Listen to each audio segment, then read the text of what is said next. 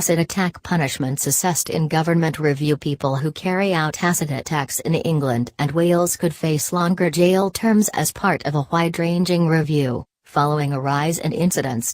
Perpetrators can already face a life sentence, but Home Secretary Amber Rudd told the Sunday Times she wanted them to feel the full force of the law.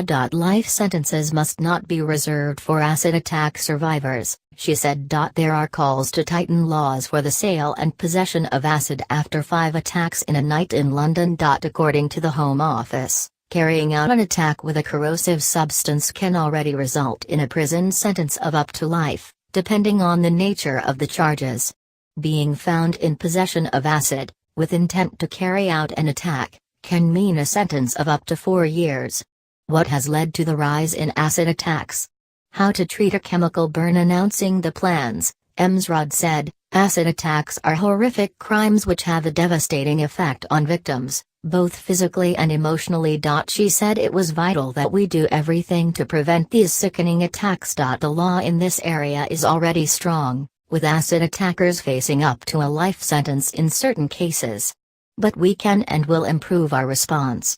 And she said she would ensure everyone working within the criminal justice system has the power to punish severely acid attackers. Attacks doubled. Politicians and acid attack survivors have called for tougher sentences on perpetrators, and MPs are also due to debate the issue in the Commons on Monday. The review will look at existing laws, the response of police, sentencing, how people access harmful products, and the support offered to acid attack victims.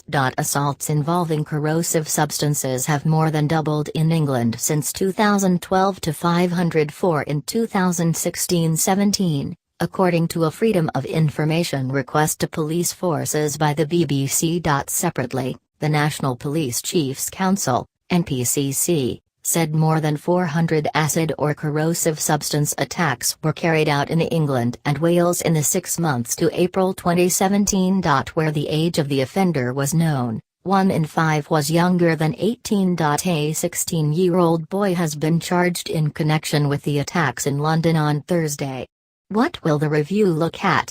Whether judges have sufficient sentencing powers to deal with acid attack perpetrators. New guidance for police officers on preventing attacks, searching potential perpetrators and helping victims at the scene. The Poisons Act 1972 will be assessed for whether it should cover more acids and harmful substances. Crown Prosecution Service guidance to prosecutors, and how they class acid and corrosive substances as dangerous weapons, will be reviewed. Retailers to agree measures to restrict sales of acids and other corrosive substances. New research to understand the motivations for carrying out acid attacks. Ensuring victim impact statements are completed in every case by the police. Confirming appropriate support is provided to victims, including the initial medical response, giving evidence in court, and long-term recovery. Monday's Commons debate will be led by Labour MP Stephen Timms, who is calling for carrying acid to be made a crime, similar to carrying a knife.